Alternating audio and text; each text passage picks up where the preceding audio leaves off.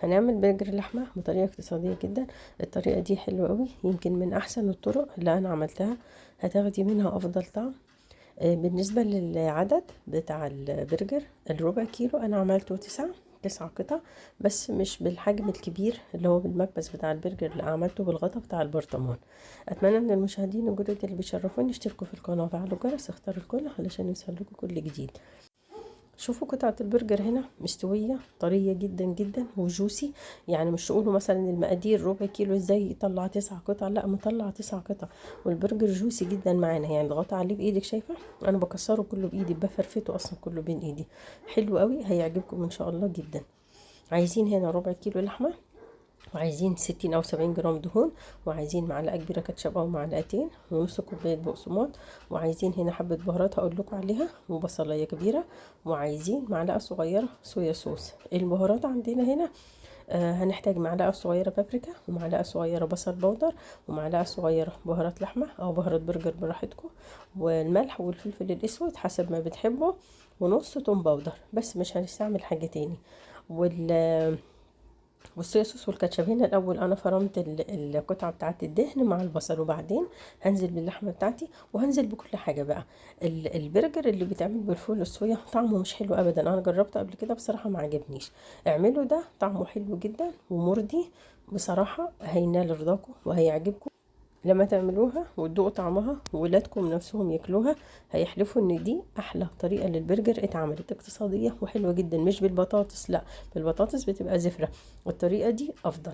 بصوا بعد ما خلصنا هنجيب غطا برطمان العادي الكبير اللي بيبقى وزن كيلو ده، وهنعمله هناخد قطعة قطعة زي الكورة كده، وهنحط كيس في البرطمان او ورق فويل وفوقيه كيس، وهنعملها بقى اقراص برجر عادي جدا. شوفي انت هتعملي كام قطعة، ما ينفعش تعملي اصغر من كده. حابة تعملي بالمكبس بتاع البرجر، هيعمل لك ممكن 6 اعتقد يعني، لكن هنا بالغطا، الغطا حلو يعني، انا شايفاه حجمه حلو وكويس جدا. وللعلم يعني هي مش هتكش كتير، يعني هي بتكش حاجة بسيطة.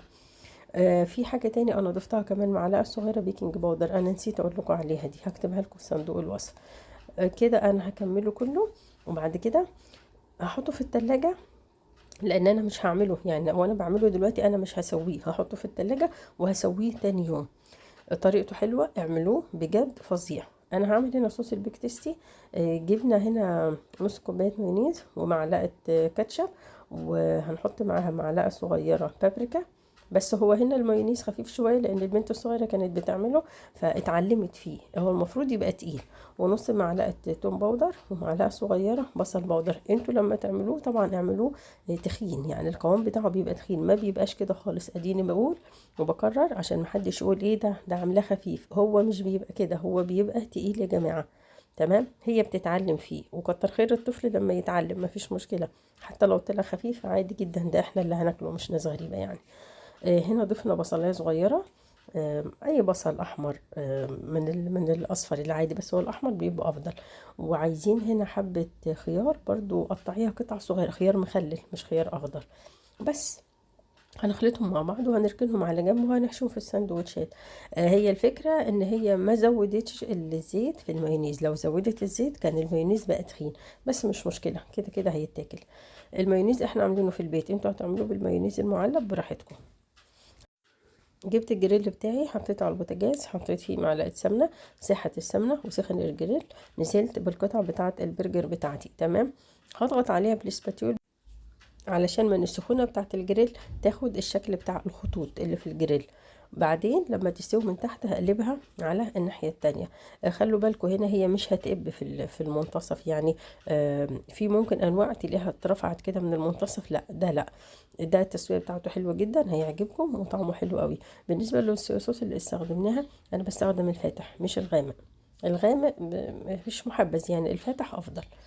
بصوا هنا النار كمان انا مش بخليها عالية يعني، علشان يستووا معايا البرجر كويس، ما يحمرش ويبقى ني من جوه، لا خلي النار على الوسط يعني، انا ما بخليهاش عالية في البرجر، لا بخليها على الوسط علشان يستووا من جوه براحته. هنا هحط التسعة كلهم مرة واحدة، يعني انا وسعت شوية.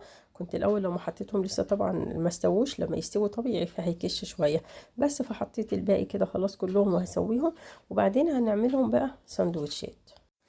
لو حابين تعملوا بقى صوص اللي هو مثلا مايونيز وتحط معاه معلقه كاتشب براحتك. الصوصات دي انواع كتير قوي موجوده بره في السوق، وفي انواع كتير جدا بتتقدم في المطاعم. اعملوا اللي انتوا حابينه. يعني حابين تعملوا صوص البيك تيستي اعملوه، حابين تعملوا كاتشب ومايونيز براحتكم زي ما انتوا حابين. حابين تضيفوا كاتشب بس في الساندوتش ضيفوا كاتشب بس، مش هتفرق يعني. بصوا هنا خلاص دخل على التسويه من تحت، فانا هقلبه. وبعدين لو لقيت حاجه لونها ابيض شويه محتاج تسويه كمان هسويها، هسيبها شويه برضه. وبعدين حضري بقى خبز كايزر، عيش فين، لو عيش فين او عيش طمون هتقسميها بقى نصين، لكن لو كايزر لا خلاص هتتحط هي على بعضها كده. هاتي بقى بعدين تجهزي يبقى عندك خس كابوتشا وحلقات طماطم شرايح، وكمان لو حابه تضيفي بصل ضيفي، حابه تضيفي خيار مخلل ضيفي. هو انا هعمل الساندوتش هنا الكايزر هحط فيه البرجر والخس والطماطم وايه تاني ومخلل الخيار بس، مش هنضيف اكتر من كده، احنا كده كتير كمان بالنسبه لنا، بس علشان التصوير فانا هحط فيه كله ده. بالنسبه للتسويه خلاص انا كده تمام، هطفي عليه كده التسويه بتاعته حلوه. بصوا بقى الساندوتش حطيت فيه صوص البيك تيستي هنا من تحت ومن فوق، وبعدين هحط قطعه خس اللي هو الخس الكابوتشا العادي، وبعدين هنضيف البرجر. الساندوتش يعني التركيبه بتاعته كل واحد ترجع له يعني حسب ذوقه حسب ما بيحب. في ناس بتحط ال البرجر من تحت، في ناس بتحط قطعتين برجر، براحتكم زي ما انتوا حابين. المهم البرجر هنا طعمه حلو جدا، الباقي بقى يرجع لكم انتوا تركيبة الساندوتش ده براحتكم. كده خلاص هنحط كده الطماطم والمخلل وبس خلاص، وهنقدمه على كده مع بولة صغيرة فيها كاتشب ومايونيز وحبة بطاطس مقليين وبس. مش هنعمل اكتر من كده، غدا سهل وبسيط وحلو قوي، اعملوه هيعجبكم جدا بصراحة. وحاولوا تشربوا المية الدافية الصبح، بتفرق جدا يا جماعة المية الدافية بالليمون دي. وبس كده، واتمنى لكم الصحة والعافية والستر يا رب.